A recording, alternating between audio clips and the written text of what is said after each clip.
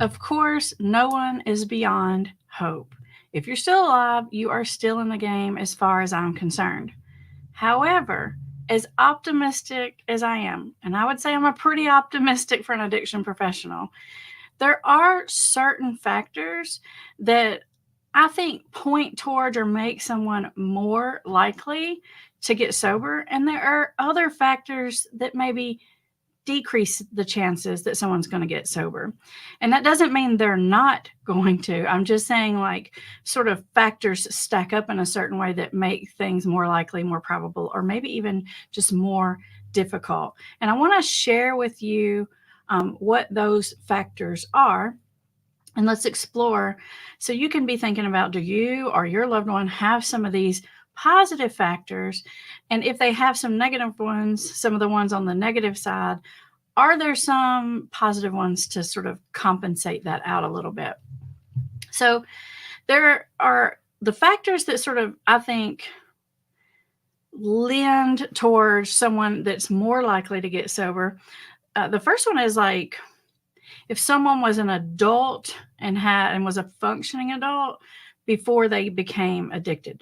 Maybe they drank alcohol, but they didn't drink it problematically. Maybe they did some drugs here, there in college, whatever, but they weren't addicted to them. And the reason why this is so important is because it means that this person has developed good, healthy adulting skills. And they have some wisdom there, and they have some skills and abilities there that, even though the addiction takes over, those are still there underneath. And I do think that makes someone more likely to get sober than not. The other thing is if the person has, I think the more a person has to lose, the more likely they are to get sober. So as addiction goes on, you start to lose everything, right? You lose your money, you lose your relationships, you can lose your career, you lose your self-esteem, you lose your dignity, you lose your talent, skills, abilities, all of that.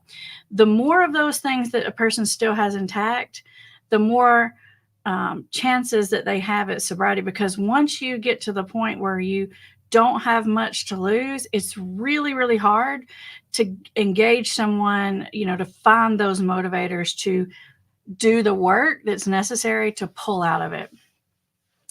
Another characteristic that I think is sort of adds to the advantage column is if this person, well, let me say this first. I'm going to give you some sort of personality kind of characteristics, but I'm talking about before they were addicted.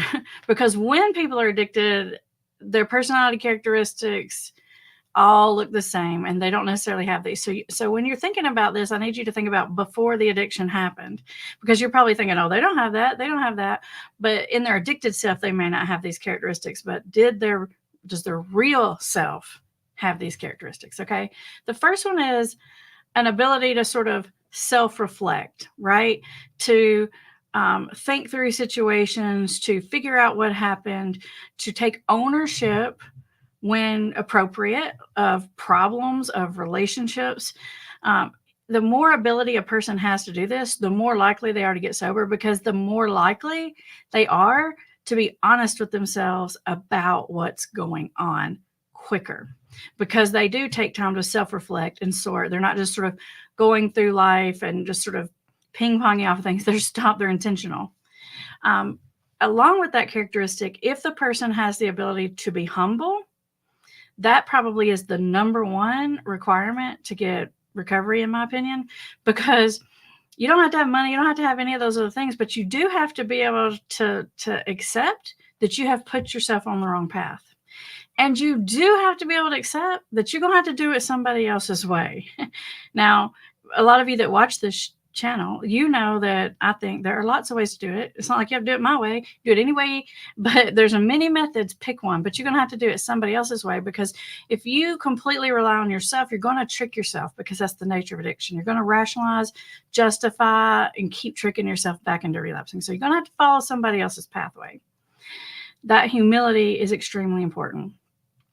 If a person in their natural self is a caring, has empathy, kind, is considerate person means they're aware of the other human beings around them and they care how their behaviors affect other people.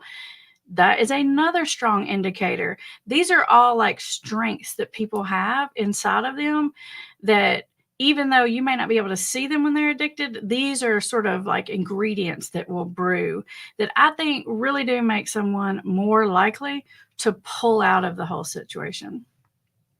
And along with that, if you're dealing with a person who has the ability or maybe even propensity to take self-responsibility about things, if they've caused a problem, they'll admit it. They'll apologize. They'll say they're sorry. They'll own, the difficulties that happen to them in their life. I'm not saying they have to own everything, but if they have that capacity before they were addicted, that's another really good sign because all of these characteristics these characteristics make someone a lot more likely to be honest with themselves. And that's the key. You got to be honest with yourself about what's going on, how it's affecting you, how it's affecting everyone around you, the whole thing. You've got to be honest and look at this. And it's not easy to look at. So if you as a person don't naturally have some of these skills in there, it's going to be harder. Okay. Like I said, I'm not saying that there's anybody out there that's beyond hope. I have seen people come back. In fact, this happens all the time to me. I will be like on the brink of, okay, that's it. Like I wouldn't say it, but inside my head, I'm like emotionally like, I'm about to give up. This person, there's not ready yet. And a lot of times, right when I'm about to get to that point, that's when they turn the corner. And it's like, what? And then, they'll be in recovery later and I'll be like, dude, I was going to bet against you, man. And I'll just tell them, I was like, I think you're going to pull out of it. And then they do. And then we laugh about it. And a lot of people maybe think that depends on the kind of addiction you have or something like that. But really, I don't think that's as big of a factor weighing into this, whether or not someone has the ability to get sober or will get sober, than some of these other things that we're talking about. I guess we got to talk about the things that kind of stack up against you. And I don't want you to take this as like gospel. This is just Amber reflecting back over all the cases and people I've worked with and families and thinking to myself, what situations usually turn out well and which ones are less likely to turn out well. One factor that I've seen a lot is, and this isn't always the case because I've certainly dealt with people in this category that went in the recovery direction full force, okay? But if a person is older or retired, and the reason why this is difficult isn't because they're less capable of it. It's because they tend to have this rationalization of, this is the last years of my life. I might as well do what I want, enjoy myself. And it's just a hard one to break. So it's just a strong rationalization, justification that they have, especially if they're like, they're past retirement and that kind of thing. It really doesn't have anything to do with their capacity to get sober recovery. It has more to do with their willingness to look at the problem and get sober. The next one is if you're dealing with a person, and remember, these are characteristics that are there before the addiction. But if you're dealing with a person who, even before they were addicted, they tended towards victim thinking, and they tended not to take self-responsibility or not to have any insight into how they contribute to the good and the bad in their life, I think that this stacks against someone because this ability to take some ownership, to be honest with yourself, is so critical when it comes to addiction recovery. Another characteristic is if someone has a personality disorder. I've seen plenty of people have personality disorders that do get recovery. So I'm not saying that if you have one of these, you're never likely. I'm just saying these are things that I think stack up and make it more difficult. But if you have a personality disorder, and part of the reason for that is if you have personality disorder, you have a harder time maintaining healthy relationships, and healthy relationships are pretty critical in the recovery process. That connection, that stability. Many of you have heard me say connection is the opposite of addiction. And people with personality disorders, of course, they have connections, but they're more fragile and they're more sort of unstable and back and forth oftentimes.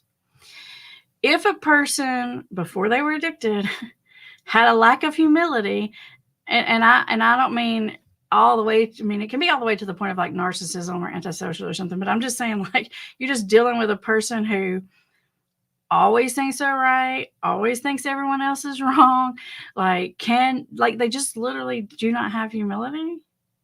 They're gonna have a real hard time finding recovery because, like I said, that's the one ingredient that is necessary.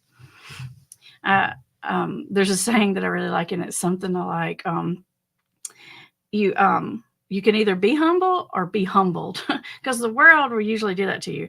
But some people, no matter what the evidence is, they just won't see it or acknowledge it. Now, important thing to think about here is sometimes people, because of different factors, will acknowledge things out loud.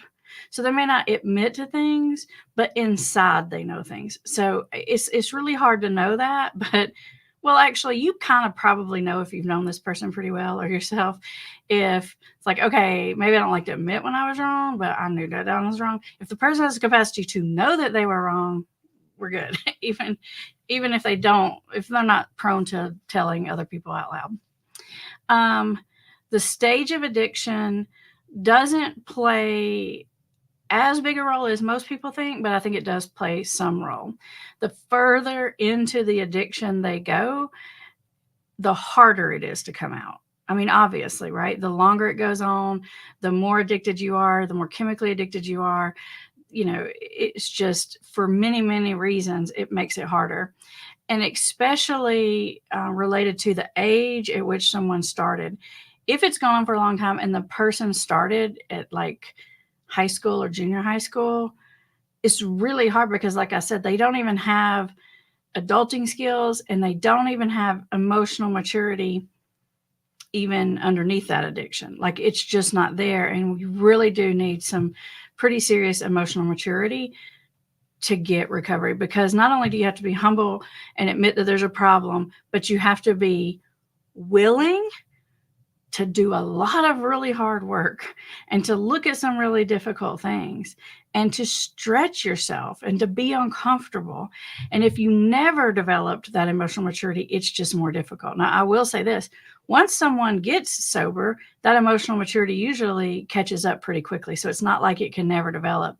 Although when we start using really heavily, our emotional maturity just sort of stops, or sometimes even like regresses, I would say, because we stop coping with things. Like, every time something happens, we just numb ourselves, we just press it down, we just get intoxicated or avoid it, don't think about it. Then we lose that coping ability more and more and more as the addiction goes on. If a person has already lost everything because of their addiction, I think it makes them less likely to turn the corner, which is the direct opposite of what a lot of people think, and probably the opposite of like the predominant thinking out there, which is that someone has to hit bottom. If they literally lose everything, they're going to learn their lesson and they're going to come out of it. In some ways, losing everything is helpful because it gets you out of denial, right? If you have any humility or self-reflective ability at all, and you lose everything, you're going to know you got a problem, okay? But what happens is they become hopeless. When you've already lost your children, you've already lost your job, maybe you're even homeless. The less you have, the less it's just harder to leverage or motivate that person into doing the really hard work that it causes. Because honestly, for one, they get used to the difficult situation. And if they're addicted, they're probably using substances to sort of like an anesthesia to numb the uncomfortableness that all of those things would cause. And when someone still has something to lose, I think it's easier, as an addiction counselor, I think it's easier to get them sober. So, like, for example, one of the things I run into all the time, and Campbell and Kim and I talk about this, is y'all spouses are going to think this is not fair. It's not fair. I'm telling you right now, it's not fair. But a lot of times, like, if you send your loved one to treatment and then you decide to leave them, you're not going to let them come home. Or like, a lot of times it's like you finally get your loved one to talk to me, like your spouse, and then you leave them or you make them move out. I'm not saying it can't be done, but I am saying you are like setting me up for failure. like what's going on here? Because the person is homeless. I mean, not homeless, hopeless. The person usually, it also means that they're like by themselves. So there's no sense of accountability. There's nothing whatsoever to hold the floodgates back. So it just sort of, it's a free for all. Plus, the person is probably seething with resentment and self pity, which you guys know if you watch these videos, make you much more likely to make bad choices. There's just a million things that set it up that make it harder. And I'm not telling you that to guilt you if you are the spouse. You got to do what you got to do. And there are many situations where that is exactly what you should do. But I am saying, and this just from my personal perspective, maybe this is my selfish thing, is you're making it real hard. If you're going to do that before. But it's almost like I've seen this before. I've seen, I had a client once who was alcoholic, and he had went to treatment. And while he was in treatment, the wife left him, took the kids, moved everything out, like literally didn't pick him up from treatment. He had to like Uber home. And when he got home, like all his family and stuff was gone. I'm like, what the world? I mean, I get it. Probably it had been going on a really long time and it was too little too late. I totally get it. But that's just a really bad setup for someone to stay sober. And this person that I'm thinking about did not stay sober. Now, when I met this person, they were remarried, and it was a sort of, they were in their second life. But that thing that had happened, this person, that had probably happened 20 years before I met this person, and they were still stuck on it. That's what they were sitting in my office talking to me about, was that very thing. And that was that ruminating, I can't believe she did that they just got stuck on, that I think probably was keeping them stuck in the drinking. But it just not, I'm not saying that it's the spouse's fault. I'm just saying, like, if we're stacking up cards one way or the other, this is the way that I see them. The more a person has to lose, the more likely they are to get sober. So taking everything away from someone, honestly, is not the best way, I think, to get someone sober. I'd love to know what you think, because like I said, this is just my personal professional opinion. I don't know exactly if this fits with research. I know some of it does, but this is my experience and what I've seen. I want to know what you guys think about it, and would you add other things to the list, either on the side that makes you more likely to get recovery, or the side that makes you less likely to get it, or makes it more difficult, I would say.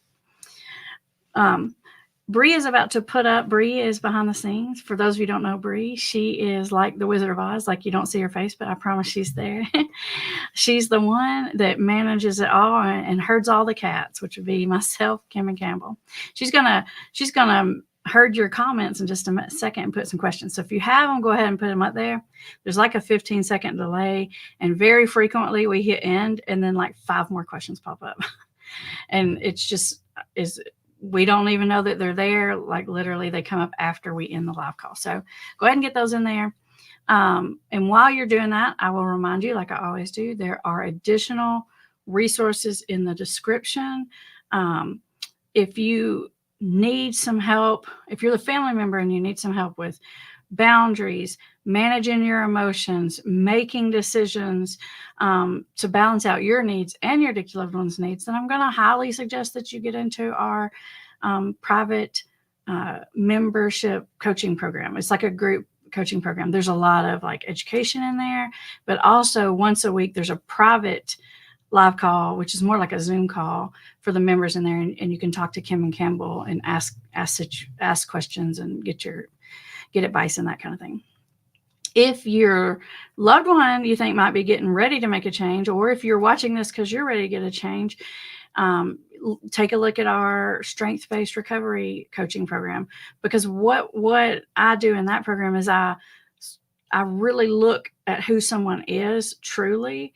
I mean, I know the addiction's there, but my goal in that program is to see who you really, really are, to find your positive characteristics, some of the ones we're talking about here and other ones, and to use those to help you find your pathway out of this, to motivate you, to help you see where your skills are, where your strengths are, and turn the ship around. And there's more stuff in the description, like our invisible intervention, if you've got someone in denial, all that kind of stuff. All right, Bree, give us some good questions and comments. All right, Peggy says, my son has been in jail for 3 months because of methamphetamine. He has psychosis. We're offering him a plea deal. Do you have any ideas of how to approach him when he gets home? Peggy, I would not tell you to bring him home. I know you're not going to like that. If he's if he's like still in psychosis, then I would take him out of jail and put him in like a treatment center, probably like an acute care center to address the psychosis. Or if he still needs some kind of treatment related to addiction, you could look at that. If those things are pretty much stable, you could look at sober living. I know that sometimes these things cannot work out and there's nothing you can do about it. But I think it is very, very difficult to be an adult living back in your parents' home, especially when all this kind of stuff has gone down, to make it work, because they're going to want to be adults and you're not going to be able to stop parenting, and it's just going to be really hard. Shelby says, what about someone who started using heavy as a teenager and did not develop adult humility prior to addiction? Yeah, that's kind of what I'm talking about. It's not like it can't be there or it can't be done, but I do think that it's harder. That emotional maturity that we get, that you can only get through living life and growing up and facing problems, the more of that you have before the addiction strikes, the better off you are. That being said, I spent the entire first half of my career working with addicted teenagers, and I had wonderful conversations. Sometimes they have more maturity than you might think. They don't always show it, especially if it's like to their family, but underneath that, they're more insightful and self-reflective than you might imagine. So I don't want you to think it's impossible. Do they have any of these other characteristics that might help on the positive side? Pat says, my daughter started early on her emotional skills and social skills as a juvenile. When I try to talk, she doesn't want to hear it, and she throws it back at me saying, that's why I don't talk to you. What am I to do? Stop trying to talk to her about the difficult topics. Start trying to build a relationship with her and just be able to talk about other things, right? And if you can learn to become a listener instead of a talker, a safe person for her, like we teach all these skills in our invisible intervention, is sort of like reflective listening, labeling, picking out how to sort of effectively confront someone, all those kind of things. You got to be a better listener, and mostly don't make every conversation heavy. If you can train someone that every conversation isn't going to be difficult or heavy, then they'll be more open to talking. In therapy, that's one of my first goals, is like, hey, this is not going to be uncomfortable. We're going to laugh. We're going to smile. We're going to talk about other things. And we're not going to make it real heavy, because the heavier tone you put on it, the more freaked out someone's going to be on the inside, and the less likely they are to talk about it. Shari says, Amber, does all your advice apply to porn addiction too? My husband is an alcoholic and dabbling in drugs, but the biggest denial is porn is accompanied by the most painful behaviors. He doesn't correct it. Yes, the things that I teach and talk about are pretty universal, or are universal for any addiction. And actually the skills that we teach as far as how to get through to someone work on human nature, period. So the person doesn't even have to be addicted. These are skills that help someone face difficult situations, see problems, and make changes. So yes, I would say that they do apply. And when it comes to sex and porn addiction, people have a lot more shame than you think. A lot of times they're defensive, so they're not going to let you see that. They're going to show you like this really cocky side. And that's kind of what I meant by humility. Like sometimes they have a hard time showing it, but like, do you get the impression that it's in there? Or do you get the impression that it is definitely not in there? That it's not just the addiction. It's not just defensiveness, like they really don't get it. Then you're in trouble. Ryan says, in early recovery, do addicts not realize the effect it has on kids and spouses? My wife is in a residential program, and it just feels like she doesn't think it affects anyone but her. Yes, that is pretty common. the layers of denial sort of peel back one by one, right? There's a bunch of layers that has to peel back just for someone to even get that they have a problem. And early in recovery, people are so emotionally fragile and they're so full of shame and they literally have no self-esteem. It's like they don't have enough ego to look at that. They just they have a hard time doing it. The further they come out of it, the more self-esteem they have, the more they put their life back together. Typically, the more they're able to own it and see it. But you're right, Ryan. That it in early recovery, it's not like immediately there. They're not immediately saying, "I'm so sorry, I can't believe all the things I did." I know as the family, like you're expecting that, but that takes a minute. It takes a while. Okay, D. Any advice for breaking through and to an alcoholic who can days or even occasionally for a couple of weeks without drinking? It seems harder to convince him of a problem now that he's trying to cut down. Yes, in fact, most of the people that I work with or have worked with for the past several years can go without drinking or smoking or using or whatever the addiction is for some periods of days. What that means is that they're in stage 3. You may want to take a look at, I know there's some videos on the channel about stages of addiction. You may want to take a look at some of that, but they're in stage 3. So they can stop, and maybe they're not even chemically dependent, but when they do it, they don't control it very well. So very frequently, if they start, they have a lot of difficulty stopping. They go on like binges or, that kind of thing. And the key here is don't try to tell the person that you can't, that, your drinking is out of control, you can't manage it, because they're going to think you're crazy, because they can think of a million times when they did manage it. The words that I use is I'll say, can you consistently manage it? Can you fairly accurately predict how much you're going to drink or what's going to happen when you drink? Because in stage 3, what happens is you drink or do whatever the substance is way too much, and then bad crap happens. And so then you start promising yourself, you're not going to let that happen next time. You're going to contain it to X, Y, or Z. And maybe you can contain it and keep it in the manageable level sometimes, but most time when you start, it's hard to stop. And so once someone can see that they're really playing Russian roulette with it and they can't consistently control it, that's, to me, the best way to get them to see it. A lot of people try to say, you're out of control, you can't stop drinking, but that makes their denial worse, because they're like, you're crazy. Like, I didn't drink all last week. So portray it to them pretty accurately, or they're going to think you're full of bull. Rachel says, what do you suggest for those who have lost everything and all the traits you mentioned are stacked against him, homeless and helpless? Well, it's really hard. If you have a good relationship with this person still, then I think I would do what I can to keep that relationship intact. I would occasionally meet up with that person. I would see how they're doing.